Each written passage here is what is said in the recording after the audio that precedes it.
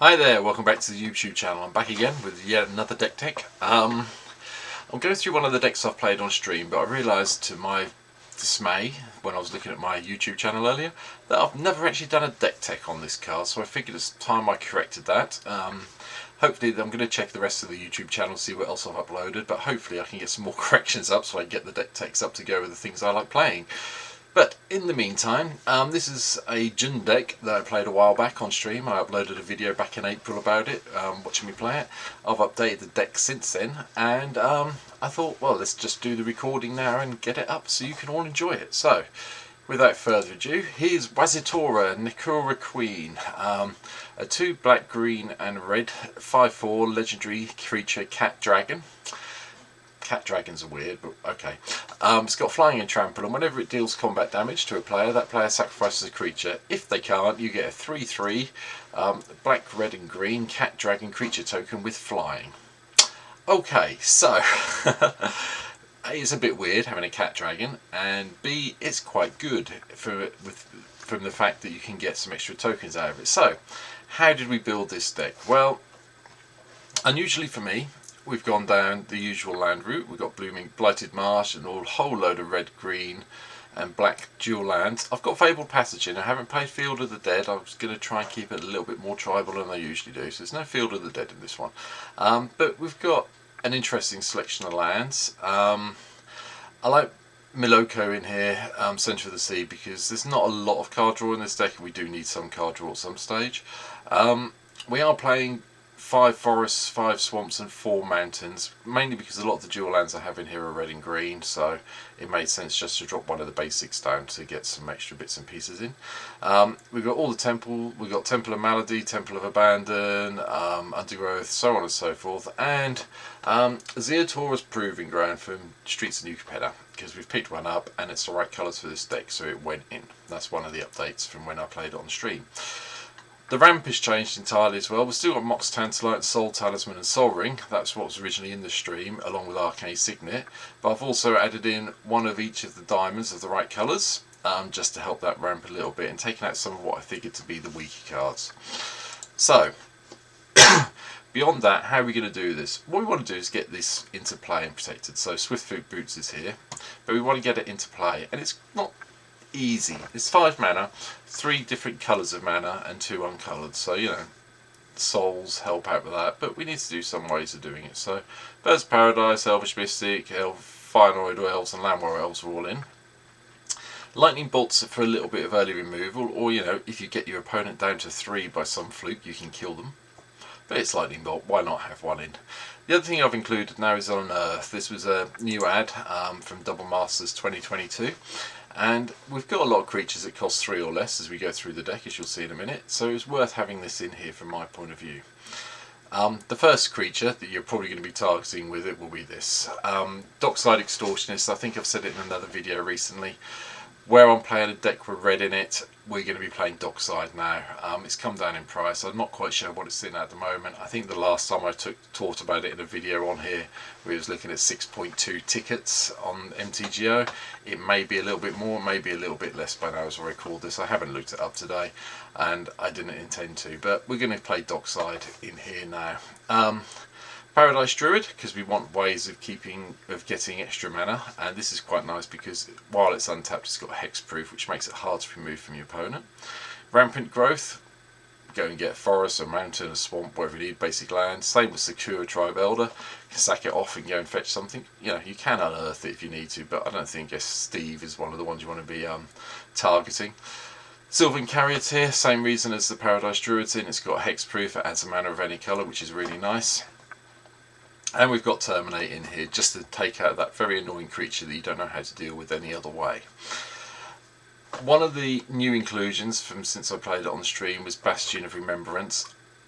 I'm not convinced this should still be in here. I think this should be something better, but I'm going to try it out again. Just the ability to make each opponent lose a life and gain a life when a creature I control dies could be quite relevant, and there is a little combo that I've noticed that might be useful, which I'll come to in a second. Poison the Cup for small targeted removal. This will be full toll most of the time and then paid for the full tail cost of 1 and black. That Scry 2 is really helpful. and I'm getting more and more impressed with some of the foretell spells as time progresses, so might see a few more of these turning up in decks as well. Awakening Zone is the little combo I was talking about with Bastion of Remembrance. We get the nice little 0/1 Eldrazi's, and then we can sack them off for a colourless mana. You sack them off, they die, everyone loses a life, you gain a life of Bastions in play, hence why it's here. Cultivate, just to go and find some basic land types. Growing Rites of Imhotep is our cheap version of Gaea's Cradle. I did think about playing Gaea's Cradle in here. If you've got one on MTGO like I have, you could add it into the deck and drop a forest for it. I haven't for this, purely because I'm not 100% sure if it's needed, but we'll play the Cradle instead and the Growing Rites and see what happens from there. Rex Sage is in, purely because there's lots of enchantments and artifacts we need to probably take out with this deck. Likewise, Rites of Flourishing's in to help us with our card draw and playing our extra lands. It's nice if you can get it down on turn 2 off the back of an elf or a bird, and then drop the lands you've got in play, because that does speed up the way in which you can get Wasitora into play. Likewise, Search for Tomorrow, the suspend cost, this will always be suspended unless it's late in the game. Go and get that basic land. Wood Elves is the same thing, go and find a forest, put it into play.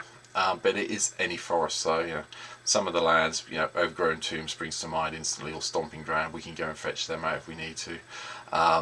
We've also got Highland Forest we can go and get, which is one of the snow lands from Kaldheim. I think that's all of the things we can go and fetch off the top of my head. Oh, or we can go and get Woodland Chasm, there you go.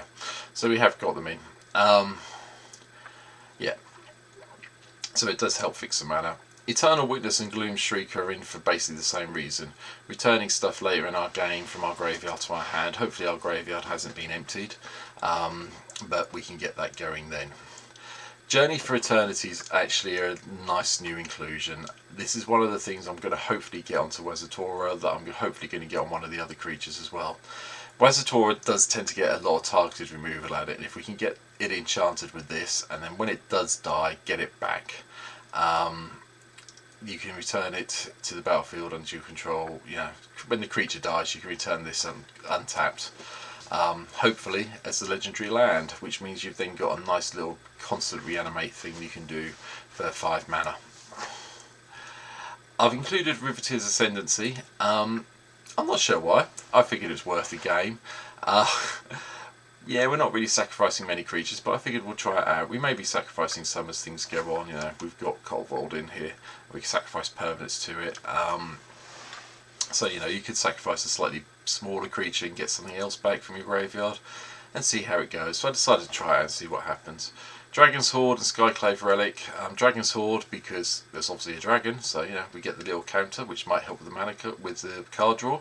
And Skyclave Relic just for the indestructible mana ramp more than anything else, and we'll be trying to get this up to 6 mana and kicking it and not just playing it for 3 unless we're desperate. Damnation's in as obviously board control along with Crux of Fate. Crux of Fate, if we do it, would be all non-dragon creatures. Damnation is just everything.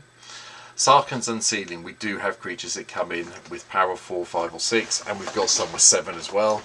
It seemed like a bit of a no-brainer to include this at this stage. Atushi, mainly for the crit, if it dies get the treasure tokens, but a 4/4 flyer with trample for 4 is not bad either, and it is one of the targets we could always put Journey to Eternity on before we attack. Circuitous Route, to go and search some land out. We have got gates in the deck, then might as well go and get them as well. It helps with the mana fixing. Likewise, Guardian Project, a bit more card drawing. I've seen Guardian Project start being played a lot more recently, and I'm starting to understand why. Basically because you don't have anything else with the same name in play, you might as well play this if you're playing green, I've decided, because that little card draw does really help quite a lot. Monster Manual's in. We do have creatures that cost quite a lot of mana, and we'll start coming to them in a minute. And paying 4 in the first place and then 2 to put 1 into the battlefield from our hand seemed like a really good plan to me. Likewise, we can always use the sorcery side of it to mill 5 and return a creature milled this way to our hand. That is also an option, especially if we've got Journey to Eternity activated up and running, so we can start reanimating stuff. Parallel Lives is in, purely because we are creating tokens of Wasitora. We might as well have this in as well. We've got some other ways of creating tokens as well, so I decided we'd play this and get the extra ones. Ranger's Path again goes and finds forests. It can go and get the dual lands as well that are forests, don't forget, so that's included in here. Garrick is purely here for the untappability of the lands. We want to ramp up and get there, so that's why Garrick's here. But you know, the -1's okay if we need a blocker for a beast, or if we if we can get to -4 and give everything for trample and +3/+3 to the end of turn, we're probably winning the game at that stage. Binding of the Old Gods is just in to remove something that's annoying, can target planeswalkers, enchantments, artifacts, etc. And then it does the mana ramp bit. Death Touch, not so important when we get to stage 3 if it gets to the 3rd law counter, but the first and second ones are really good. Helm of the Host. Yeah. It's an artifact I like playing occasionally. I don't play it all the time, but I figured in this deck it could be a bit of a giggle, especially if we can put it on one of the legendary creatures so it becomes non-legendary. Getting 2 or 3 Wasitoras in play or some of the other creatures could be really good for us, so I figured it's worth a try out. Yes, it's expensive, 4 to cast, 5 to equip, but hopefully we'll be able to get there with the amount of ramp we have and maybe a flip Growing Rights. We should be able to do it, which would be quite nice, especially if we can get it on the combat step. Yeah. 2 Wasitoras, anybody? Yeah, okay. Right. Solemn Sim, mana ramp, card draw. You know the score, Solemn Sim by now. Going over to the 5 drops, we talked about Crux of Fate, so I mentioned it when we talked about Damnation. Junji, the Midnight Skies in. Put a target non-dragon creature card from your graveyard onto the battlefield under your control is the main reason it's here. We have got some creatures we do need to get back, like Solemn Simulacrum, maybe Wood Elves, the Eternal Witness, Gloom Shrieker, so on and so forth. Don't forget, this can't get a dragon if it goes to the graveyard, but if you bring back Eternal Witness can then go and get one of your dragons that's been killed. So a little loopy combo thing there, if you want it. Primal Command, so we can shuffle our graveyard into our library and then search for a creature card. Bit of a no-brainer. The 7 life also helps as well, and at the end of the day the worst thing is probably to put the target non-creature permanent on top of its owner's library. However, doing that is pretty damn good anyway, especially if it's something that's annoying you. Unnatural Growth Sin, excuse me, doubling up our power and toughness of our creatures on combat's a really nice little trick to have, especially with some of the things we have going on. So it seemed like a bit of a no-brainer to include this now. Yes, it's expensive at 4 green and a colourless mana, but let's give it a go and see what happens. Colligan's in just so we can get the dragons to attack a little bit more. Don't forget, it also pumps up the tokens we create from Wasitora when we get there. So it seemed like a fairly good idea to try and play this. Kolvold's here. Yes, Kolvold's one of those creatures everybody hates. I know that. I'm aware of it. It's probably one of the top 25 commanders in the game at the moment on its own. But I've decided just to chuck it in here because it's the right colours. It's a Jund Dragon again. And yeah, we have got Dockside, which is its favourite friend. So yeah, it's all good. I've included Sunbird's Invocation because we are going to be casting stuff, casting creatures, or instants or sorceries or whatever. They're expensive, and we might as well see if we can get something free off it as well. A little bit of, can you call it Storm? Probably not, but you know what I mean. Just get him in, get an extra permanent into play, seems like a good plan. Latrus, the Dragon Queen I've included. Like I say, we've got quite a few dragons kicking around, starting at the 4 drop with Atushi, Junji, Colligan, Kolvold. We've got some more coming up in a minute, so I figured we might as well try and get it in. And at the end of the day, the worst it can do is pump the dragons up with their fire breathing effect and make them all a little bit more powerful. Garrick, to go and find the other version of Garrick, Caller of the Beasts, to try and go and find the creatures we need. Put all the creature cards revealed into our hand, the rest on the bottom of your library. Worst comes to worst, -3 per creature card from our hand to play. The -7 is lovely if you can get there. If you can get there in this deck with it, I'll probably be amazed. I haven't succeeded yet. It usually +1 or a -3 on the turn it comes down, and it's dead before my next turn. But, everything a little bit helps. Mana Reflection has come down a little bit in price. It's still up there quite a lot, but I've decided to include it. We have got a lot of top end, we've got a lot of 5s, 6s, 7s and 8s. And getting that extra mana when we tap stuff for mana is probably a pretty good idea, especially when, if this gets killed once, it goes up 7, twice 9, 3 times 11, so on and so forth, so it does help. Casualties of War is something I'm trying out in the deck. Yes, it's quite nice. We can, there is always an artifact, there is always a creature. There's always a land from one of your opponents, especially if they've got a land that's annoying you. And destroying a target planeswalker isn't the end of the world either. The only one I'm not sure about is enchantment, but we'll see. But it gives you the options, and if you can do all 5 of them on 6 mana, that's pretty good and probably puts you a little bit further ahead. Going forward for the rest of the big creatures, Old Nullbone, more treasure tokens, which Kobold likes, but also all of our creatures then create treasure tokens, which helps us ramp up a little bit more. Ataka the World Render, giving all our dragons double strike. Thank you very much, I'm happy with this. Especially when we get some little 3/3s flying around as well. Attacking a 3/3 with double strike is not to be sneezed at any stage of the game. Darizag reincarnated's in here. I'm actually going to take Darizag out while I'm thinking about it, and I'm going to put in, I remember how to spell it, Z-I-T, Z-I-A-T. We're going to take it out because that was one of the original cards and it's the one I missed out, so we're just going to remove this and we're going to put in actual Wasitora itself from Streets of New Capenna. Purely because you can sack a creature and deals its damage equal to that creature's power to any target. You can create 3 treasure tokens. Instant lightning bolts. That's why it's going in. And that just leaves the Great Henge then as the last card I haven't talked about. Because we've got all these creatures with 6, 6, 4, so on and so forth, and a 7/7 there. I mean, that's there. We might as well do it and have this in. Non-token creature comes into play, put +1/+1 counter on it, and draw a card. So it seemed like a good idea to me. It also means that some of the we'll always be getting some. Well, no, we won't actually. Ignore that. I was going to talk rubbish, and I'm not going to in the video today. So yeah, that's really the deck. So that's my little Wasitora deck that's been updated since I've posted the video back in April. Hope you enjoyed the deck tech. Couple of things I'd like you to do before we go. Please hit the like button. Please hit the subscribe button here on YouTube. We're trying to build up everything a little bit more. If you can, let me know what you think in the comments. If there's anything you think I've missed out that should be included in this deck. I know there are things like Concord and Crossroads could be in here, so on and so forth. But so, that's another thing I am thinking about. We're going to try the deck out again at some stage on the stream.